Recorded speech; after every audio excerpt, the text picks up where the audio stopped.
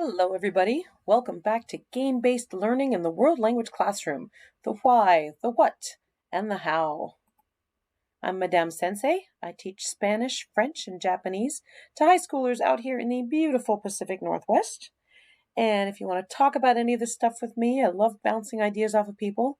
Find me at studio-nemo.com or the Minecraft Education Ambassadors or the Minecraft Teachers Lounge or the Duolingo Educators Network. All right, so today we're talking about art projects in the world language classroom. Not a game per se, but it's project-based learning. It's action-oriented approach, and the students are having fun. So let's categorize it as a game. Okay, so this is actually a tag. This video might be a little disjointed because I'm double dipping. All right. The union, the National Education Association, has this wonderful micro-credential thing going on right now. So I'm going to encourage you to check it out. I haven't finished it myself, so I'll give a review when I'm done with it.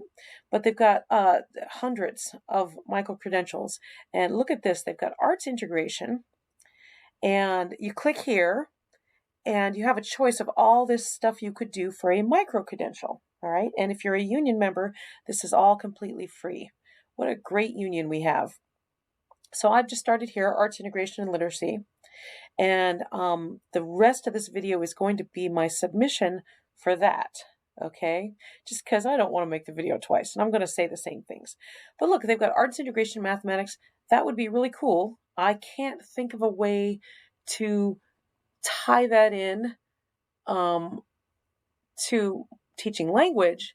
I mean, I do because I teach the students about the metric system because everywhere, the United States is the only country that doesn't use the metric system. So if I'm going to have them counting, I might as well have them measuring stuff, which is really fun. We get out the tape measures and the yardsticks and the rulers and everything, and I have them measuring things in the classroom, and they're counting. Okay, science. I love science. We do a lot of science experiments, and I have another video about science experiments. And so I might double dip into this, but I'm not sure yet if I'm going to, because that's three things here that I have to explain. I have to explain language, I'd have to explain science, and I'd have to explain art. Social studies, same deal. I mean, we could talk about tons and tons of art. So, I mean, in history, in culture and everything. So, I'm going to start with trombinoscope. I'm just going to use this as a specific thing that I'm talking about. I have a lot of craft books, and they're really cool. Like, they're not meant for, some of them are meant for people studying language, and some of them are just like regular craft books. And they're so cool.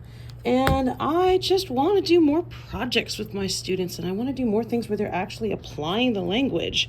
And so this is what I'm doing with this stuff. All right, the goal for learning language is to apply the language. It's to use the language. It's to communicate with the language. And so I like to take art projects. The students come into the room and they find an art project on their desk. And so I'm going to describe this one.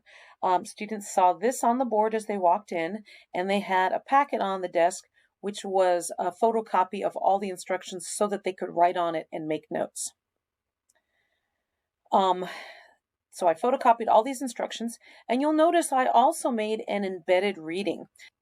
Embedded reading is great scaffolding to make the language more accessible to students, because sometimes the instructions are very technical, and there's a lot of words that they don't understand in the instructions. So I stood at the front of the class, and I read the instructions aloud, and I had all the materials right next to me, and I'm very hammy when I'm reading to make things more comprehensible, all that comprehensible input that the students need. And as I explained what was going on, I would model what the students would be doing, and I'd hold up the materials and ask them what the materials were and everything. And we did it entirely in the target language. From the moment the students came in to the moment that the bell rang at the end of the class, the students were entirely in the target language, or at least mostly, with a little bit of prodding, right? Okay, the students also had a worksheet in front of them.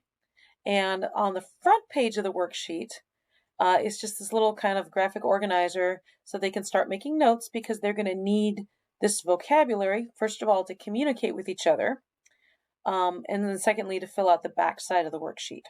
Now, I made this worksheet to be a very kind of vanilla worksheet so that I could use it on other art projects. So sometimes I put sentence frames on the board and they have to write that there. A few examples of what my students did this year for the tombinoscope that was really cool. They all showed me that they understood the directions by creating these beautiful works of art. And I really feel like it was very inclusive because they could do whatever they wanted as long as it was a face.